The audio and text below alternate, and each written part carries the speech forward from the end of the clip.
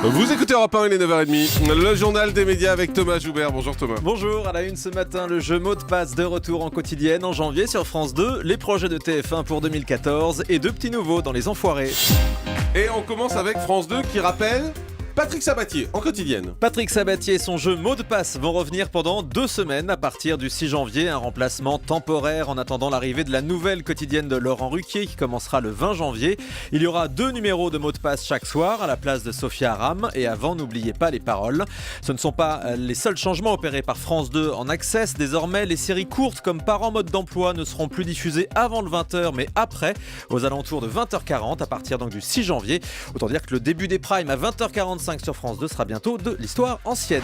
Bah oui, je croyais que la loi les obligeait à commencer à 20h35, c'était une des règles qui avait été mise par le CSA. On va enquêter sur ça. Le directeur des variétés divertissement de TF1 évoque ses projets pour 2014. Dans une interview à Média+, Mathieu Vergne annonce par exemple que les enfants de la télé d'Arthur reviendront moins souvent. En revanche, l'animateur proposera plus de numéros de Vendredi tout est permis en prime. Du côté des jeux, Money Drop reviendra à 20h50. Une nouvelle émission de quiz est en préparation. La 2e saison de The Best est confirmée avant l'été avec des changements dans la mécanique.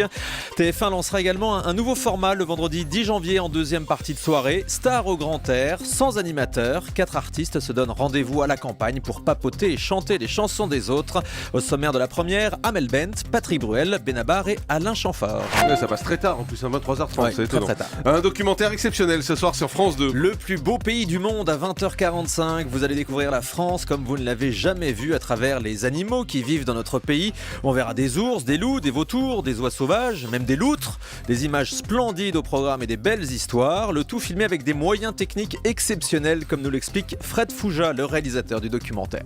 On a mis tout en place pour faire du grand spectacle en fait.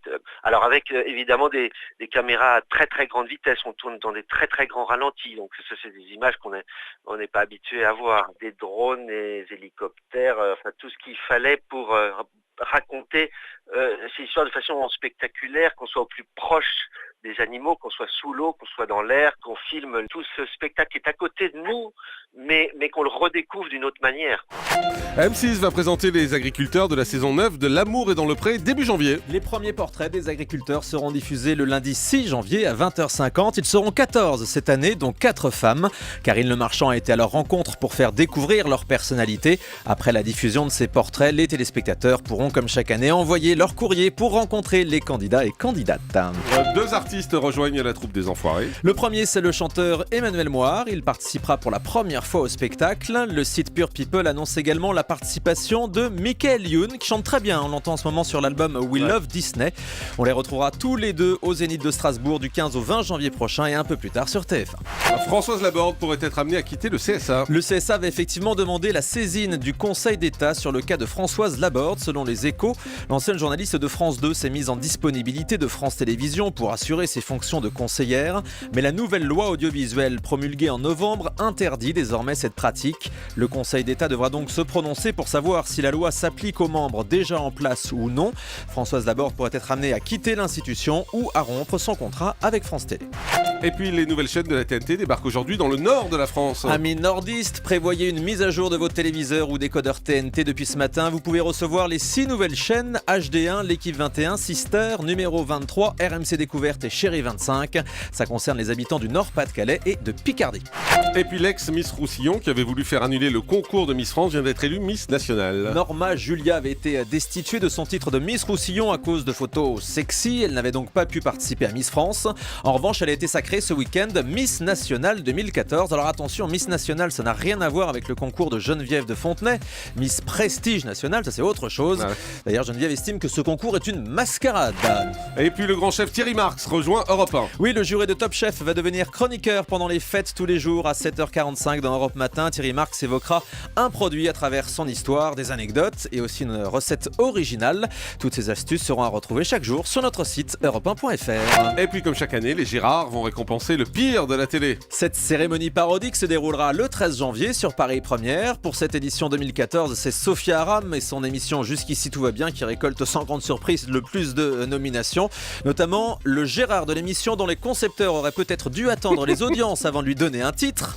Ou encore le Gérard de l'émission où les chroniqueurs servent à rien, mais comme l'animateur non plus, ça se voit moins. Au total, la France 2 domine ces nominations avec 14 citations. Et puis Jean-Marc, vous êtes également nommé, comme à peu près chaque année. Oui, vous êtes en course pour le Gérard de l'accident industriel, pour votre ancienne quotidienne sur Énergie. J'espère gagner parce que arrêter au bout de 8 émissions quand même, je sais pas oui, si c'est vrai que c'est un record. Mais vous êtes en concurrence avec Sophia Aram.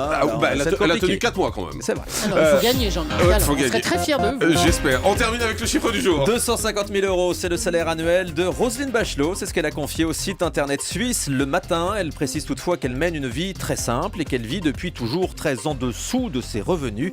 Ces 250 000 € par an comprennent essentiellement sa collaboration à l'émission Le Grand 8 sur D8 et à son édito politique sur iTélé. Merci beaucoup Thomas. Et puis je vous ai dit tout à l'heure que c'est la loi qui obligeait France Télévisions et en particulier France 2 à commencer ses programmes à 20h35. Pour être précis, c'est pas la loi, c'est le cahier des charges de France Télévisions. C'est l'article 19 du cahier des charges de France Télévisions qui normalement leur demande de commencer à 20h35 les programmes. Ils avaient été d'ailleurs rappelés à l'ordre il y a quelques temps par le CSA à ce propos. Donc on se demande un peu comment ils vont faire là, parce que s'ils veulent diffuser des programmes courts, ça veut dire qu'a priori ils commenceront pas avant 20h45 voire 20h50. Ça va repousser tout ça d'autant. Le grand direct des médias, Jean-Marc Morandini.